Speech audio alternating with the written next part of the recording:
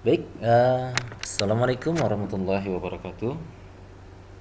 Baik, kita lanjutkan materi kita mengenai terminologi dan prinsip dasar pompa. Seperti sudah jelaskan pada pertemuan sebelumnya, untuk pompa itu ada sisi isap pompa disebut daerah suction, suction side, dan sisi tekan pompa atau discharge side. Seperti itu. Jadi daerah suction side dan discharge side. Jadi sisi isap dan sisi tekan daripada pompa. Baik. Ada beberapa hal penting di kita mempelajari tentang pompa. Salah satunya adalah kapasitas atau flow rate. Yang dimaksud dengan flow rate adalah jumlah cairan yang dialirkan setiap waktu tertentu yang dinyatakan dalam liter per second, atau juga meter kubik per hour atau feet kubik per second.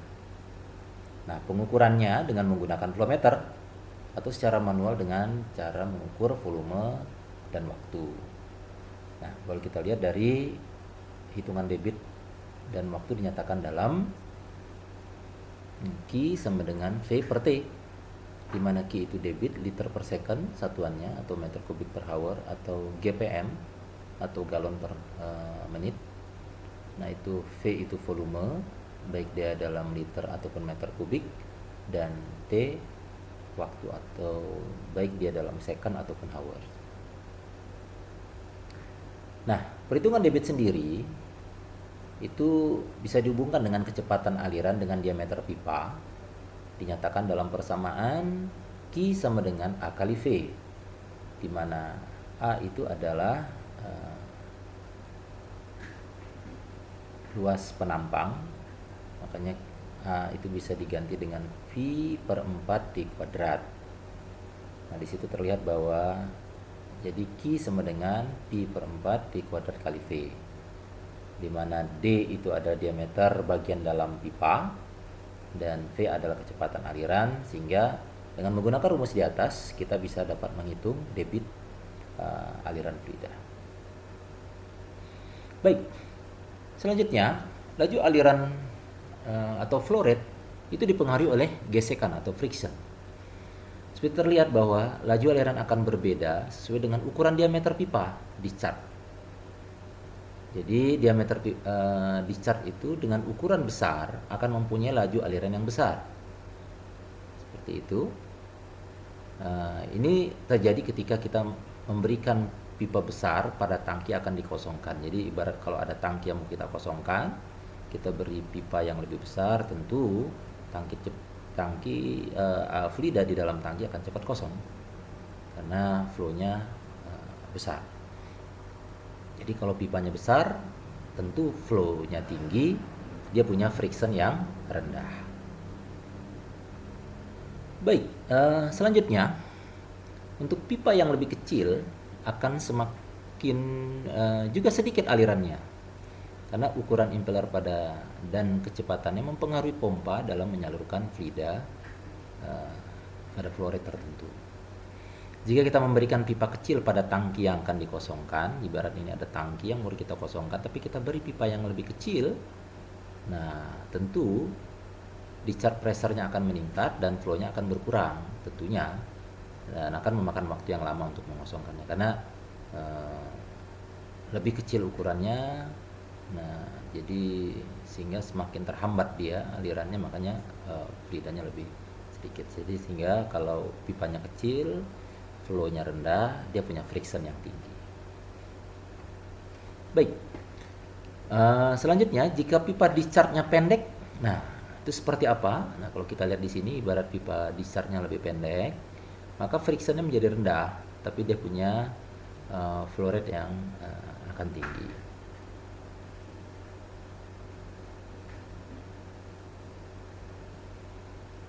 Nah, dibandingkan nanti kalau dia mempunyai pipa discharge yang lebih panjang, maka frictionnya pasti akan tinggi karena semakin banyak yang terkena gesekan di sepanjang pipa.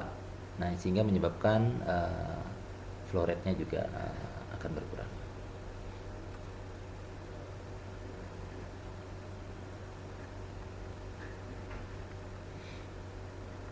Baik, setelah tadi kita belajar tentang kapasitas, sekarang kita masuk tentang head.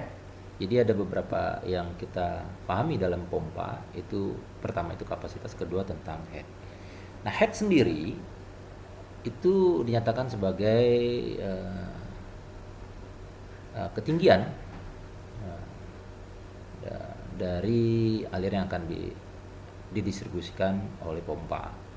Head dinyatakan dalam meter, yang dimaksud di sini adalah meter kolom air atau MKA. Nah, hubungan head dengan tekanan dinyatakan dalam P sama dengan rho GH, atau head itu sama dengan P berbanding rho kali Q, di mana P itu tekanan, rho itu massa jenis, G percepatan gravitasi, dan head dalam meter. Baik, kalau kita melihat bagaimana faktor konversi faktor konversi antara head dan pressure, ini bisa terlihat dari sini. Head sama dengan pressure kali 10,2 dibagi specific gravity. Nah, kita akan lihat ini satuannya ya. Kalau headnya masih dalam meter, pressure-nya itu dalam bar, itu bisa dikali 10,2 dibanding dengan specific gravity. Nah, ini pressure-nya dalam bar, kebalikannya berarti head dalam meter. Jadi kalau pressure itu head dikali specific gravity dibagi 10,2. Nah, di sini bahwa specific gravity untuk air itu sama dengan 1. Nah, jika dia lebih padat gitu ya daripada air, lebih berat daripada air, makanya pasti specific gravity-nya lebih daripada 1. Demikian juga sebaliknya, sehingga specific gravity-nya lebih rendah daripada 1. Baik, untuk berikutnya untuk faktor konversi yang lain. Nah, kalau di sini head-nya dalam feet, tapi pressure-nya dalam PSI atau pound per square inch ya, pound per square inch. Jadi di sini head sama dengan pressure kali 2,31 dibagi specific gravity. Atau kalau dibalik itu pressure sama dengan head kali specific gravity dibagi 2,31. Nah, seperti jelaskan tadi sebelumnya bahwa specific gravity untuk air itu sama dengan 1 dan lebih berat daripada air, berarti dia SG-nya lebih dari 1, demikian sebaliknya kurang daripada 1. Nah, kita coba ada satu sampel gitu ya, example. Nah, ini misalnya ada sebuah alat ukur, terbaca dia 30 PSIG, jadi PSI gauge, jadi tertampil di alat ukur. Jadi kebetulan fluidanya ini liquid tapi dengan specific gravity 0,7, berarti ini pasti bukan air, kira-kira seperti itu ya. Ya kemungkinan besar minyak lah. Oke, formula untuk mengkonversinya itu antara head dengan pressure. Seperti kita tahu, head sama dengan pressure kali 2,31 dibagi specific gravity. Karena di sini pressure-nya dalam PSI. Nah, nanti head-nya nanti akan dalam feet, kira-kira seperti itu, yang sudah formula yang disampaikan di slide sebelumnya. Jadi kalau kita lihat slide sebelumnya kan seperti ini. Nah, ini kita tinggal pindahkan saja. Sehingga dengan demikian head-nya kita bisa cari adalah 30 kali 2,31 dibagi 0,7. Berarti ada 99 feet. Nah, itulah head-nya. Baik. Nah, kita coba lihat efek daripada specific gravity terhadap head ya. Kalau kita lihat di sini bahwa kalau nih dia punya fluida sulfur acid, dia punya specific gravity 1,8.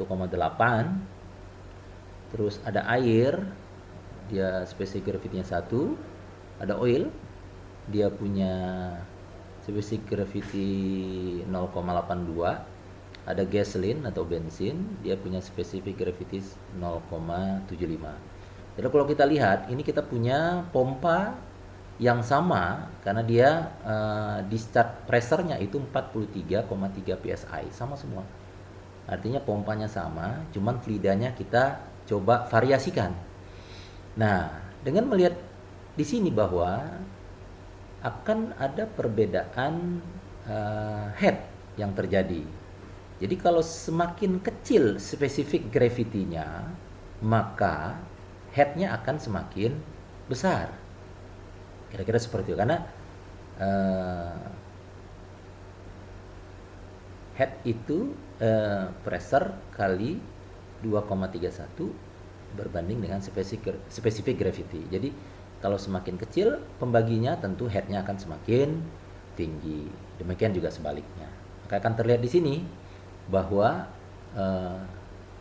bensin atau gasoline itu mempunyai head 133 feet, kalau oli atau minyak 122 feet atau minyak lumas mungkin ya.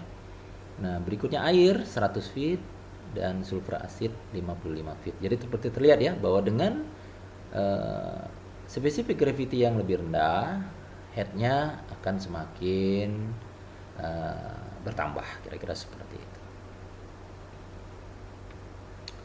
Nah, berikutnya, bagaimana caranya agar diperoleh head yang sama untuk dua cairan yang berbeda? Nah, kalau yang tadi